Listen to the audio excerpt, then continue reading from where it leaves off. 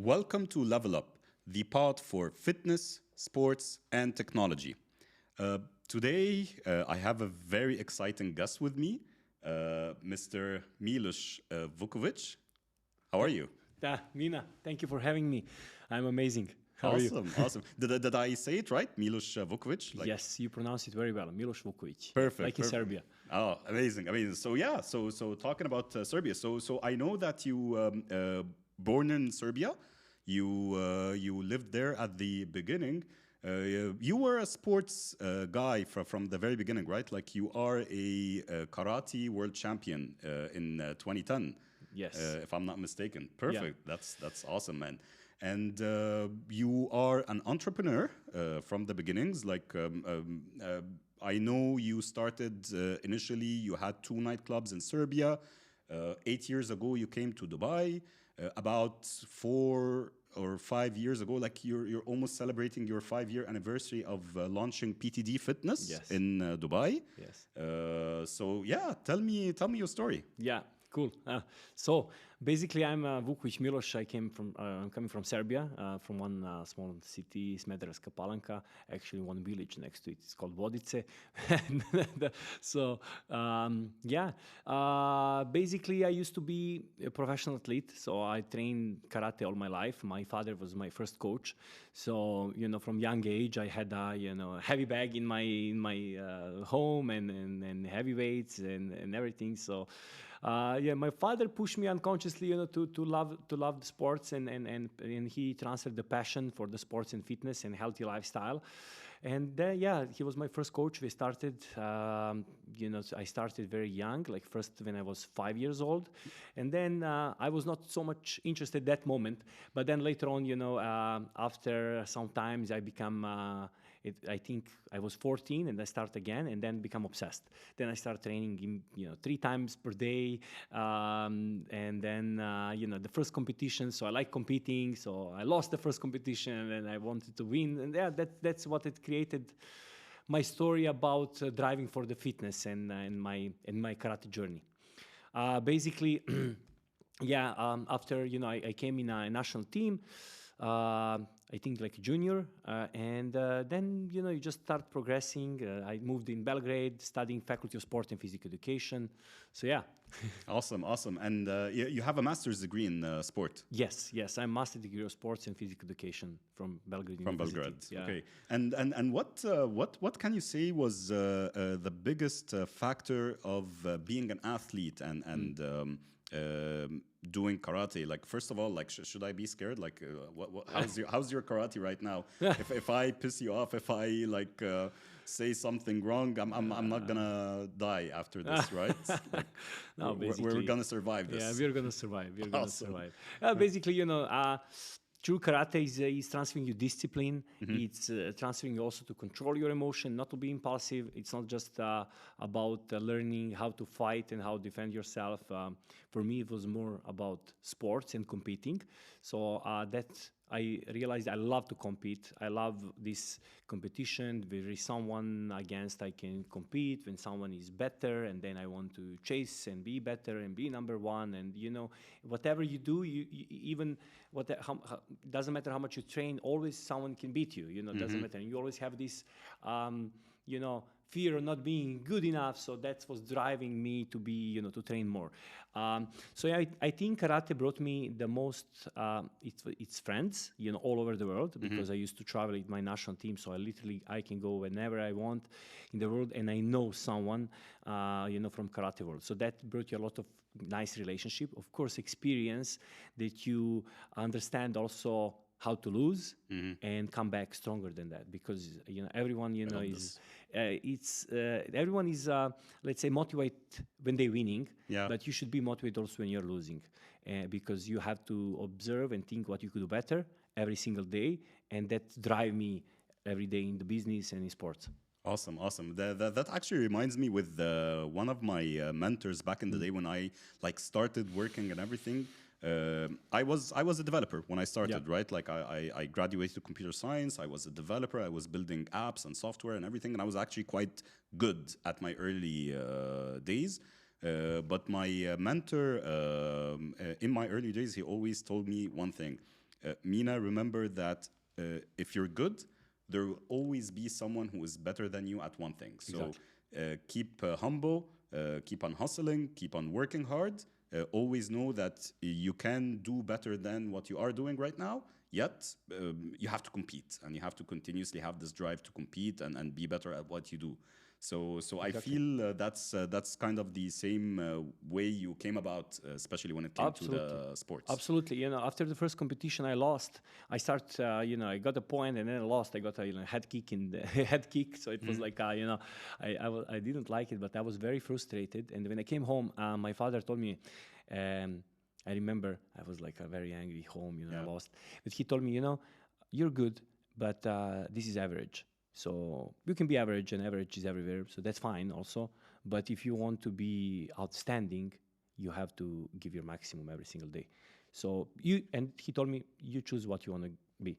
So, and this sentence is always in my head. Whatever you do it right or don't do it. And this is something, I really appreciate when whoever doing something, do the best you can do. Doesn't matter how much you know, doesn't matter about skills will improve. But if you give your maximum, I'm proud of you. Doesn't matter, if you work for me, with me, it doesn't matter. If you give your maximum, even if you make mistakes, I appreciate that. Yeah, hard work pays off. Exactly. And I remember you telling me this sentence before: be obsessed or be average. Exactly. Right? Be obsessed or be average. That's my mantra, day by day. Nice. That's awesome. So 8 years ago, you came to Dubai. Yes. About 4.5 years ago, you started PTD. Exactly. So 8 years ago, I used to have two nightclubs in Serbia as well. I was also this entrepreneurial spirit. So I was always selling something. Even when I was studying, I was selling perfumes, I was selling clothes. I was working like a bodyguard. I was working like nightclub security. So everything I wanted to have my own money and to earn by myself. I didn't want to ask my parents.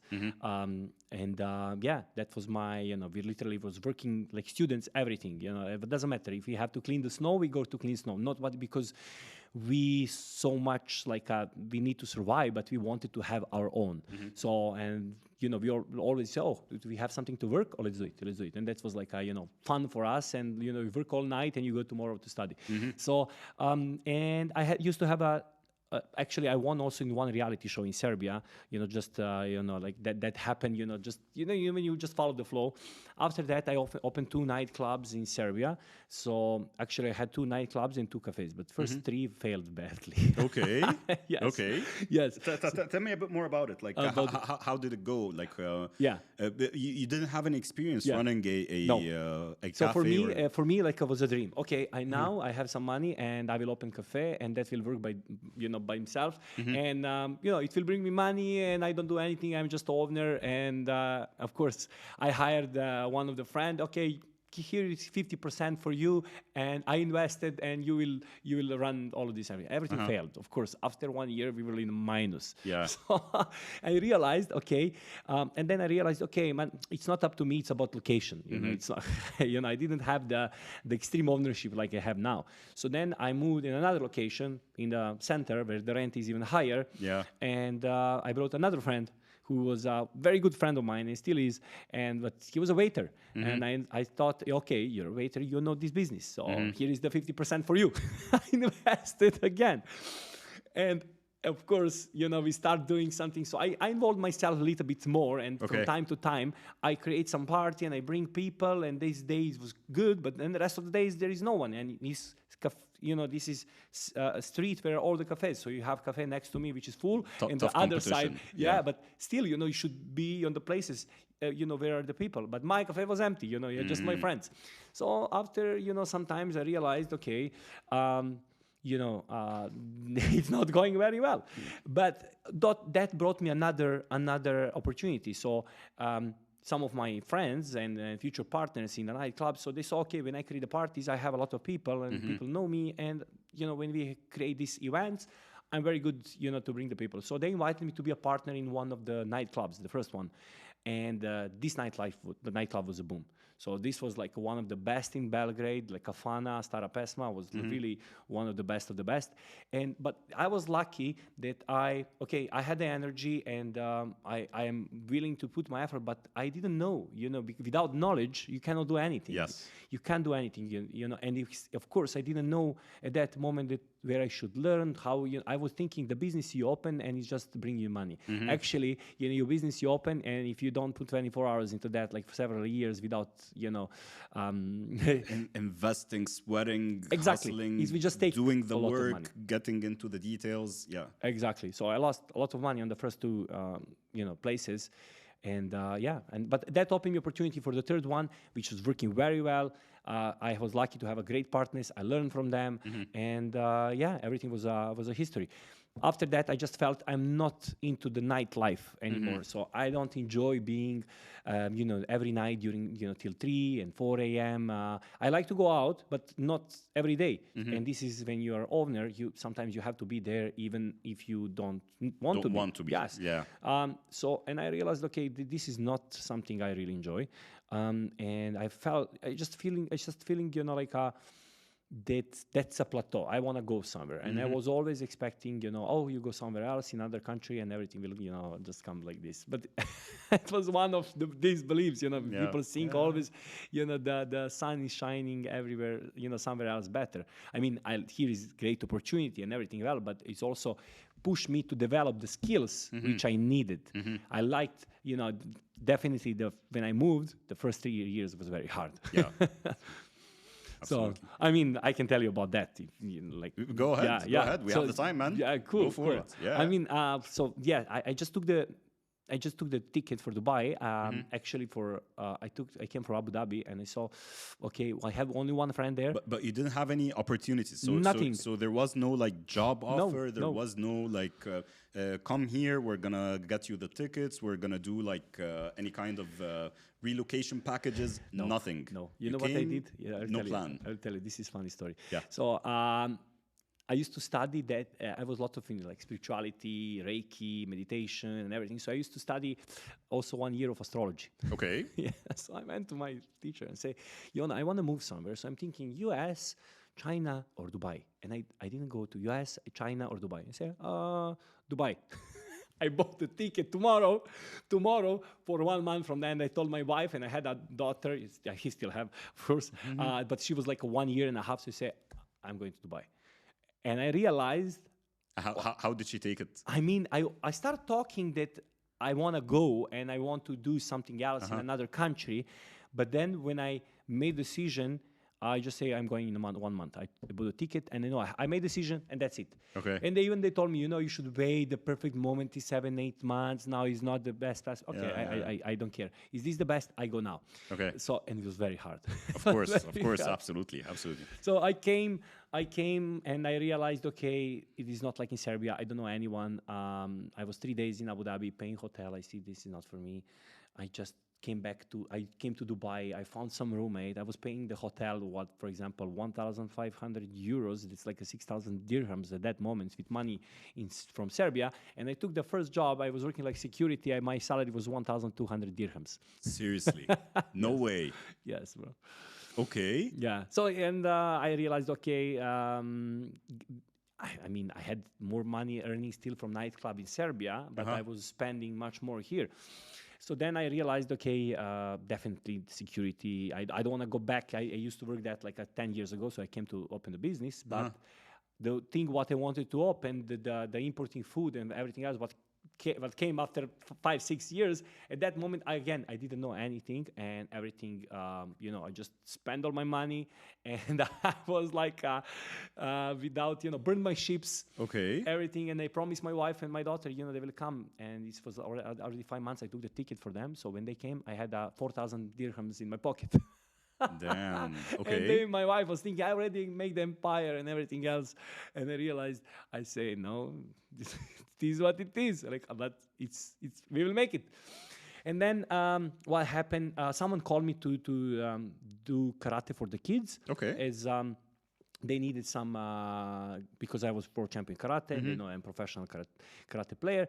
So I say, okay, I'm not sure, I want to go back in karate, but let's do it.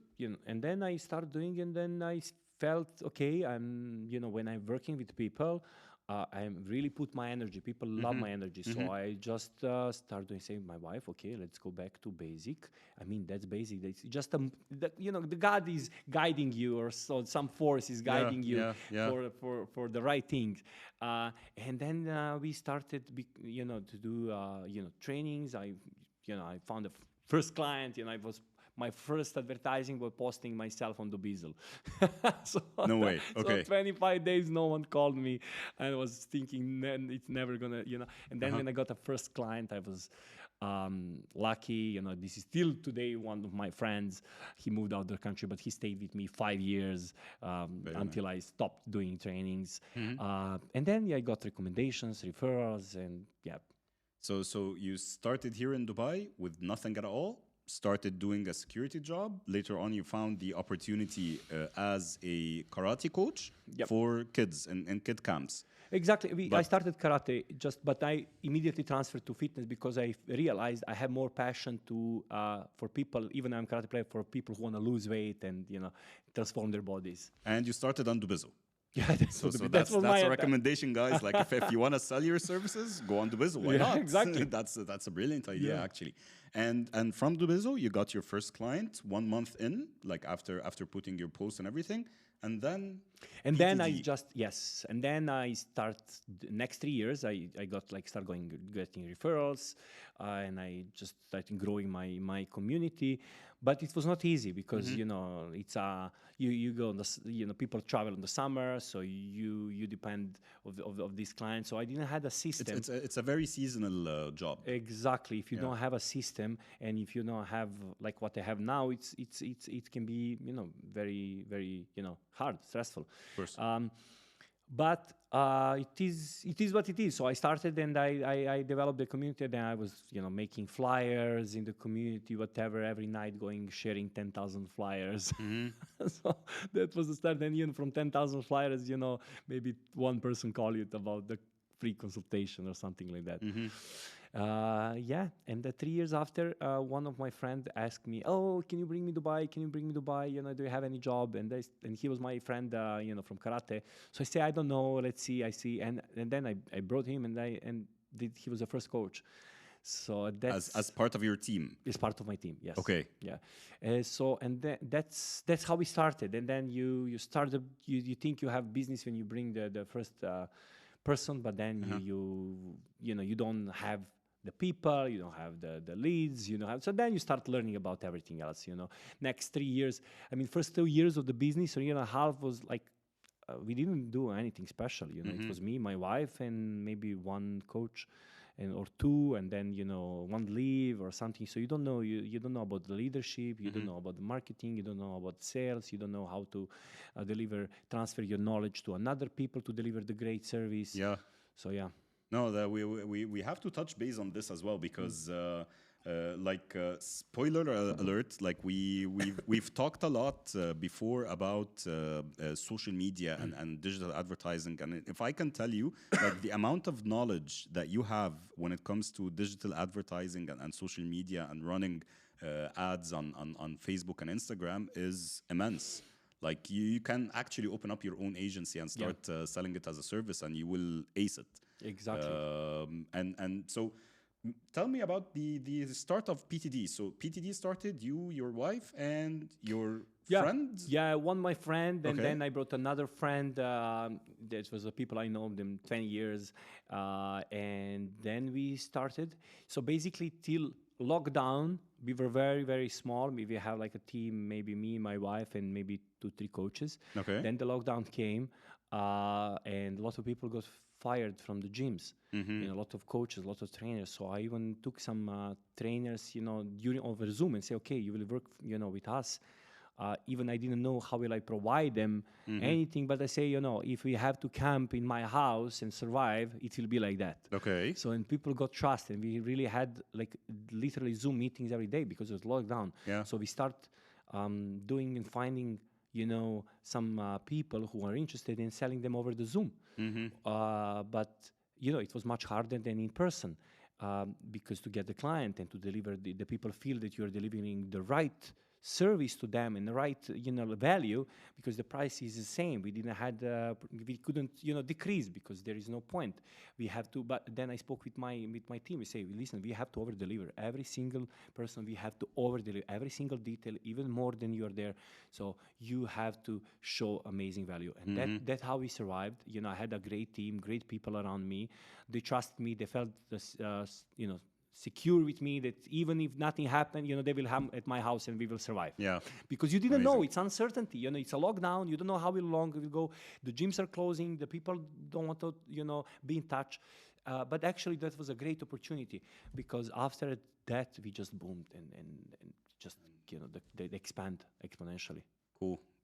Awesome. So, you when you started PTD and the business started to grow, you were telling us now that you knew nothing about marketing, you knew nothing about the business operations. Yep. and company setup and finance and audits and procurement, whatever business aspects would be there. So how did you leadership, for example? So can you tell us right now, how many team members do you have in PTD?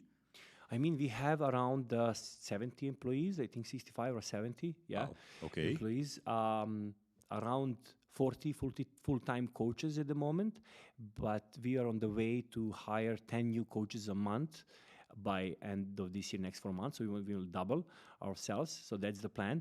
Currently, we are doing more than 150 people interview a month. So for example, today we have 4 stages of interview. Okay. Because now we know exactly what kind of coaches we need, what kind of personality, people smart, emotionally intelligent, who make a relationship great with the clients, who are passionate in the fitness.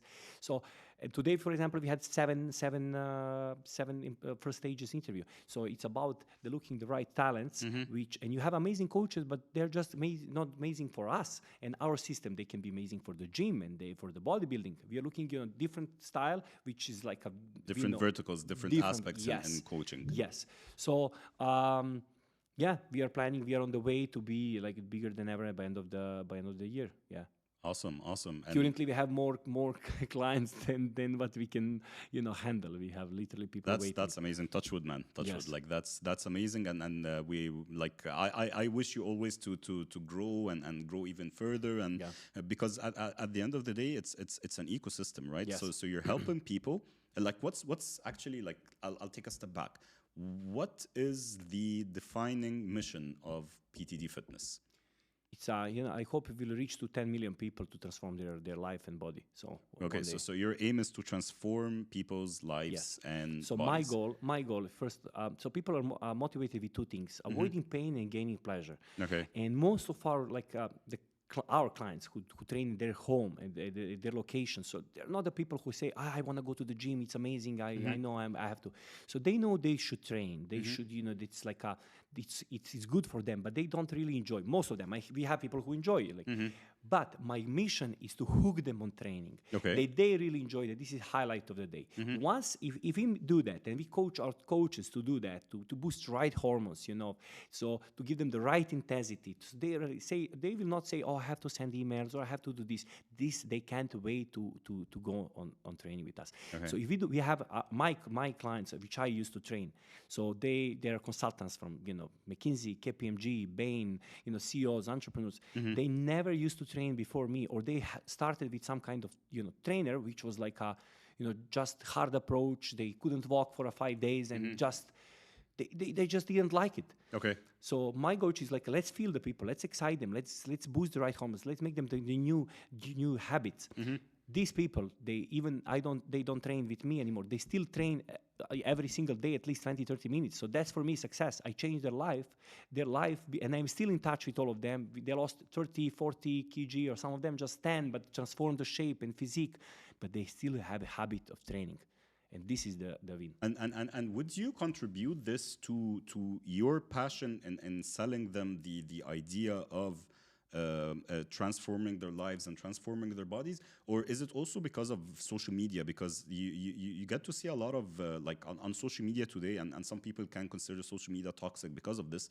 You get to see the perfect bodies, you get to see like how CEOs and how entrepreneurs and how top level executives should look like, should act like, should dress like. So do you feel there's a move, or there's a change of perception or perspective for individuals? Or because you did touch base with those people, you did talk to them, where do you see the change happen? Is it your skill to actually sell them the idea, or is it because of the overall like change that is happening because of social of course, media? they had some triggers in themselves. That's why some. But many of them was avoiding even to start, and they got recommendations, and they don't reach you for a few months. But the point is, I said, okay, let's do one session. If you don't like it, that's fine. Like that's fine. My goal is that you enjoy this. So you get one chance, and this one chance is where you convert their idea from taking this as Once they feel. I mean, what I believe what they like to understand their real needs, understand the needs. Okay, in their head they're not sporty too much, even if they may play some football or something, but they are not peaceful like in the gym. So I found the things first which they enjoy, so to hook them to like the training. I want them, I always communicate. It's also relationship business. So you cannot go and just like a babysitter count 1, 2, 3, 4 and disappear. You have to show the care. You show the care, and care you show after the training, not just during the training. Not just, okay, I ask my client about the food only while I'm with him. No, I ask my client every single day. I want to know every single day. And I know that they will not answer because they don't have the habits of that. But you know what? External accountability make new internal habits. So, but accountability without judging. I know that, of course, some of them take a glass of wine. And if I take a glass of wine and eat some, burger, that's normal. I say, oh, guys, that's fine, or that's all good. Just send me. I just want to know. And I send them, okay, I'm eating burger as well. That's normal. I don't want to eat chicken and broccoli forever in your life. You can lose weight by yourself, by starving yourself to the death, but that's not the point. You will destroy your hormones. You will ruin your gut. That's fine. Let's go slowly. But these slowly gave them the best results because they get hooked with joy and ease, but with external accountability. So people feel care. When people feel real care and real passion about themselves, when you don't look them like numbers, when you look them like, okay, I'm passionate about these people, when I'm passionate about their goals. I'm really happy when they lose 5, 6 kg, 7 kg. They say, oh, what now? I say, we can slow down, or you want to go the same? Oh, let's go the same. So once they start seeing results, they get motivated. And of course, then when you have results, the people start recommending you. And I understood the mindset of the people because I'm entrepreneurial mindset. The people who maybe don't have time, or who understand their needs. Okay, cool. So I think understanding people and connecting will bring the results. That's why the personal training is personal training. It's like a one-on-one. You have to transfer relationship. So I feel the passion. Yeah. Right.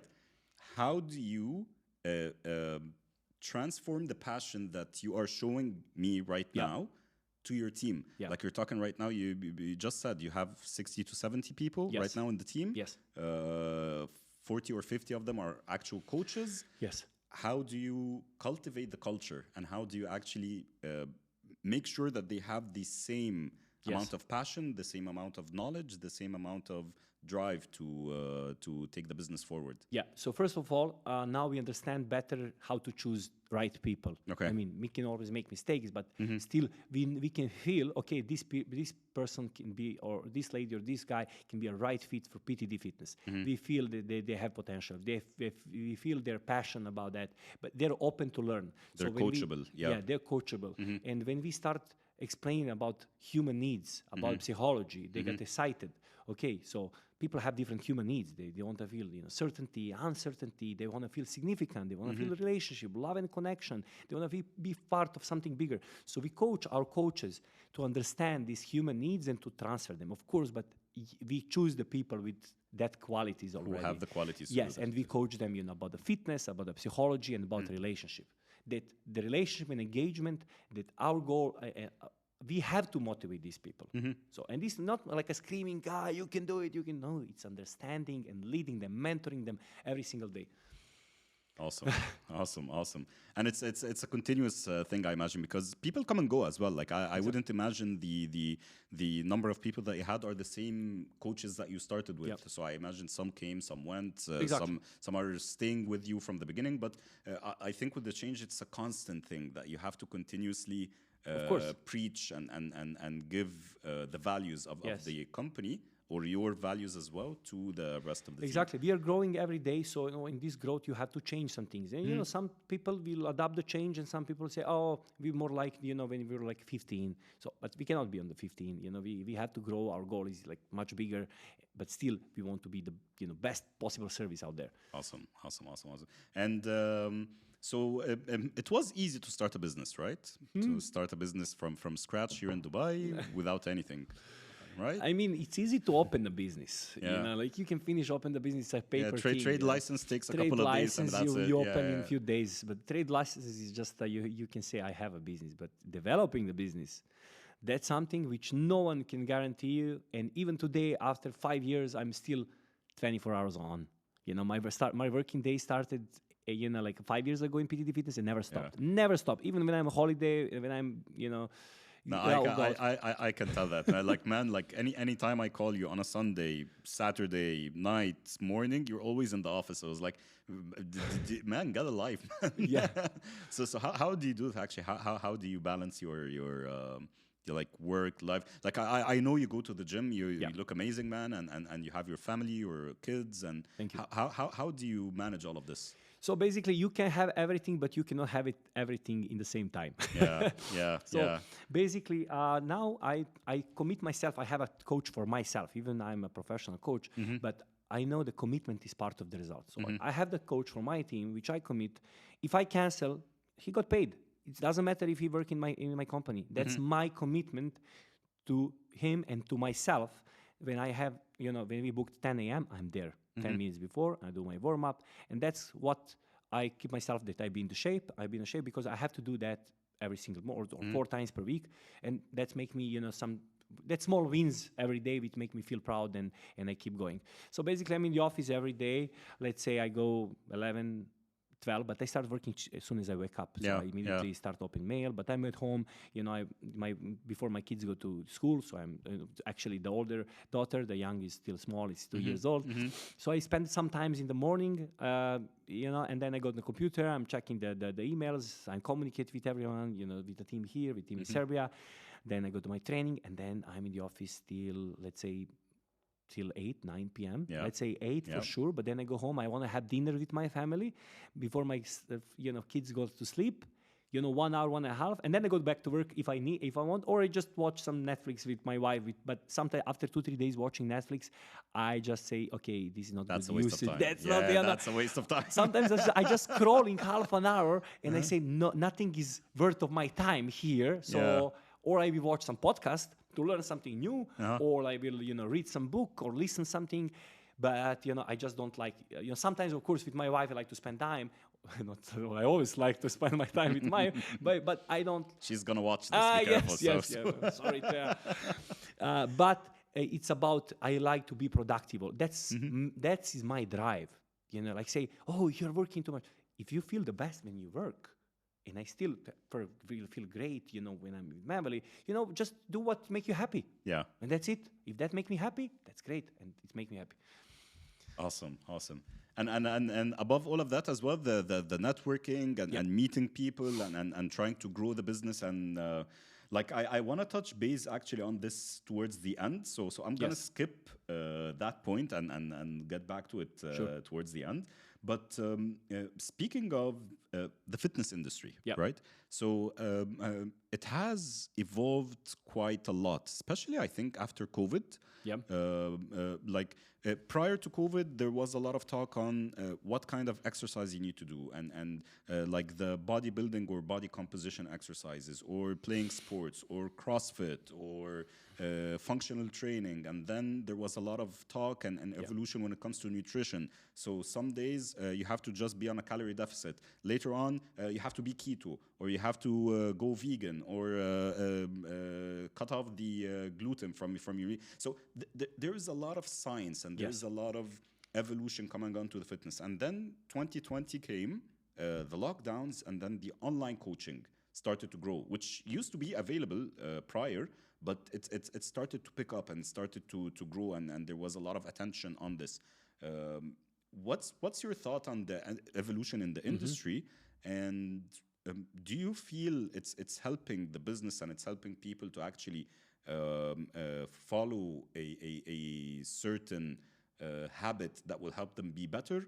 Or do you feel it's becoming too much and, like, you know what, go back to basics? Like, I want to get your take on the evolution of fitness. Basically here, UAE in Dubai, they're doing a great job in advertising the sporty lifestyle. You know, we have these fitness Dubai lifestyle challenges. You have the governments, the big companies are starting getting more and more activity. People are realizing that they should be active, and it's like you have physical and mental hygiene. You know, it's not just mental and learning. You have to have physical hygiene. But you have just physical, and you're just going to the gym. You have to have a mental. You have to do your prayer, meditation, whatever works for you. So it's very good to have some kind of balance to feel good. So I think we have so many things. It's all about what works for you. What if something worked for you to go and do something, and you will normally stay at home? Start with that. Start with that. That will bring you something. Just move. Yeah, just move. That's a good start. Of course, the easiest way to get results is to take a professional. Whatever is in the gym or at your home or online, whatever. Everything is better. I mean, even me. Whatever I do, I take the professional. I'm always learning every single day. Even now, I have 3-4 different coaches, for leadership, for sales, for marketing. Even I think, I'm really great in these things, but I pay people to coach me. And I will never stop doing that because you don't know what you don't know. And when I realized what I don't know, that's a win for me. I will immediately put my obsession to learn that and to understand this part of it. And so I think evolution of fitness, you should start moving for find something what you enjoy. If you want to have a results, take a coach. It's the easiest way, because you will spend so much time on researching everything, what works for me, what not. The easiest way, find something who will really care about you, who will really, follow you, understand, how do you feel today, not just, you have the program, but if I feel how much you're stressed today, I will a little bit adapt. I want you to enjoy. And I know it will sound cliche, but is there a time where you stop educating yourself? Like, never, you consider? Never. I am every single day. Even today, I had a coaching for myself. I will go home even in the morning, I have like 2-3 hours of watching. I buy courses every day about the masterminds. I think I spent around $100,000 by now in the last 3-4 years in different masterminds, different coaches. Some of them didn't work at all. But even if I have one single thing, I go. Even all Tony Robbins events, like Unleash the Power of Within, the Ultimate Destiny, the Business Mastery, everything I went on that. I went on a business coaching, everything. So I always try to find something what I can learn better. Because you cannot, the business is evolving. So for Milos, what's your best source of education? Is it podcast, video content, reading books, or networking? Oh, I would not stop on one. Definitely, you have to use everything. It's everything what works for you. For example, if I cannot go and network with the people I want, but I will find them on YouTube and I will listen. I will try to think how they think. I will try to pick up. I will try to, if I can pay them to coach me, or if I go on an event to meet these kind of people. But again, without your action and without your putting effort, you have some people watching, and you have this something, you satisfy your ego and you feel good, you have dopamine level, you listen motivation speaker, but you didn't do anything. You're still the same, doesn't matter. You feel good today, you listen motivation speaker, I go, and you go back home. And then tomorrow you listen again, motivation speaker. That's great if you will do something. But you have to be willing to do it even if it's not going, even if it's not going for a year or something, because if you believe in that, that's going. You have to understand, are you an entrepreneur or intrapreneur? For example, in my company, I have a team leaders, and they're building their own teams under my company. I invest, I learn them, I coach them, and they're building their new team. So that's something new, because they're not all someone just. You have to really give up a lot of things if you wanna try and to be willing to fail. And if it's going well and fail, now nothing is guaranteed. Even today, nothing is guaranteed. I still work every day. True. And when it comes to the fitness Yes. industry again, what's your take on the role of technology in fitness? I mean, technology, we have to evolve with the world. You know, now it's AI, it's technology. We have to follow up. So technology is very important. We are also now launching the software about how to give our clients better service. How to track their progress, the calories, how to connect better with them, how to, they can have the subscription model, we can send them nutrition notification, whatever. So I think technology is very good for connecting people. Now people want also some challenges to feel like part of the tribe, and you can make tribes online. Because sometimes, I would like to compete with you, like let's say at least in walking. Okay, that is challenge for me. If you're in inner circle, I want to see 10 Mina did today 15,000 steps and I was lazy at home and I could walk. Let me move. So I think these kind of things can definitely boost the spread the knowledge and connect the people.